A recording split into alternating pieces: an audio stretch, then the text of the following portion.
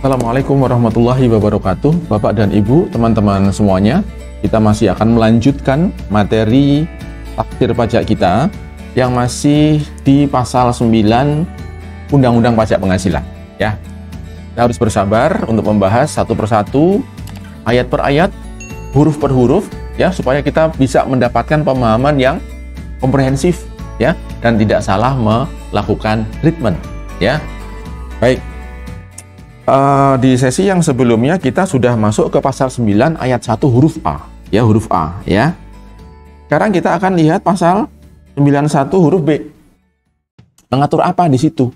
Biaya apa yang tidak boleh diakui sebagai pengurang penghasilan yang harus dikoreksi fiskal, ya.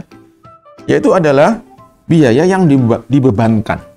Biaya yang dibebankan atau dikeluarkan untuk kepentingan pribadi, ya. Di sini garis tebalnya adalah untuk kepentingan pribadi, bukan kepentingan usahanya. Pribadi itu untuk diri dia sendiri, untuk keluarga dia juga, ya, bukan untuk kepentingan usaha. Padahal hubungan antara biaya, ya, dengan penghasilan ini mutlak, ya, harus ada kaitannya.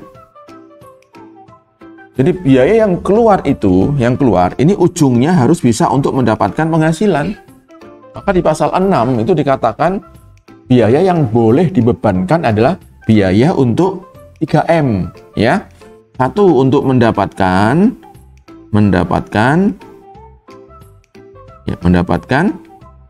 Yang kedua, untuk menagih, ya. Menagih. Dan yang ketiga, untuk memelihara, ya, memelihara, ya.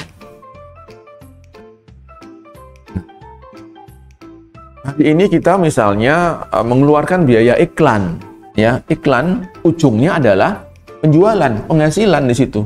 Maka biaya iklan yang kita keluarkan hari ini boleh diakui sebagai biaya, ya.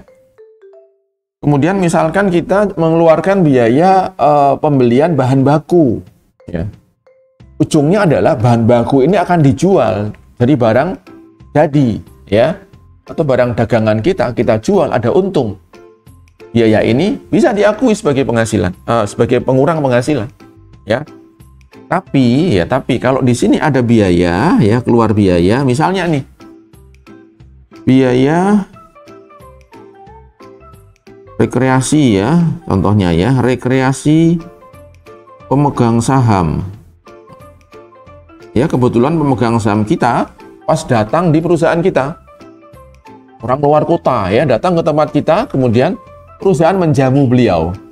Ya, kita kasih hotel, kita kasih penginapan, kita jamu terus di situ tiap harinya selama 1 minggu sama keluarganya.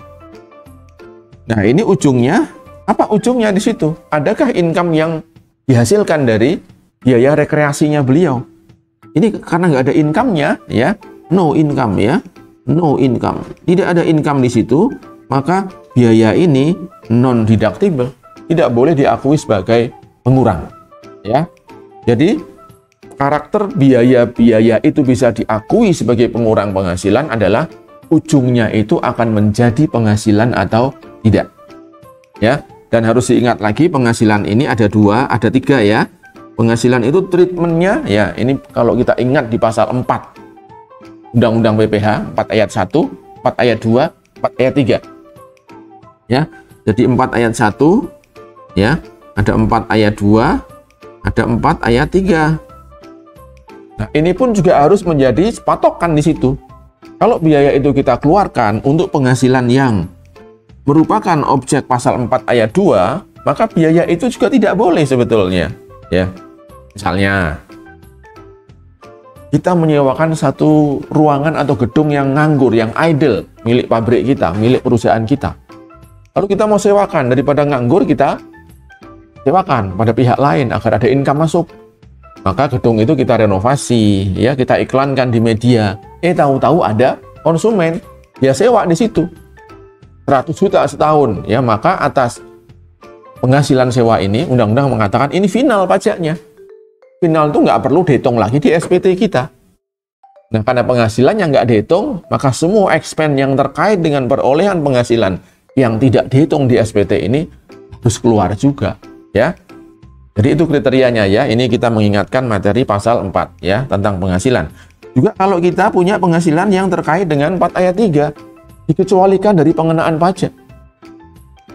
Maka penghasilan 4 ayat 3 ini yang bukan objek pajak di SPT kan kita keluarkan juga. Tidak perlu dihitung pajaknya. Kenapa? Ya itu bukan objek pajak. Ya, misalkan sekarang dividen yang diterima oleh badan itu bukan objek pajak lagi sekarang. Nah, ketika sebelum perolehan dividen itu perusahaan kita mengeluarkan biaya misalnya. Ya, transportasi untuk direksi yang mewakili RUPS keluar kota ke Jakarta, ada biayanya. Nah, dari RUPS itu dia bisa mendapatkan dividen, itu juga tidak bisa diakui sebagai biaya. Karena ujungnya untuk mendapatkan pendapatan yang bukan objek pajak. Ya, jadi itu kira-kira core-nya. Kalau itu untuk kepentingan pribadi, maka tidak boleh jadi biaya, tidak boleh jadi pengurang penghasilan. Harus dikoreksi fiskal. Apakah itu PT? Ya, untuk PT juga berlaku. Untuk persekutuan ini juga berlaku, ya, atau firma, ya, sama ini, nggak boleh untuk kepentingan pribadi atau untuk CV di sini. Nah, ya, jadi apapun bentuk badan hukumnya atau badan usahanya, asal itu untuk kepentingan pribadi, biaya-biaya itu pajak tidak mau mengakui. Harus kita rela, kita ikhlas dilakukan koreksi fiskal. Ya, demikian pasal 9 ayat 1 huruf B. Besok kita akan mengupas kembali pasal 9 ayat 1 huruf T. Ya, sampai ketemu. Assalamualaikum warahmatullahi wabarakatuh.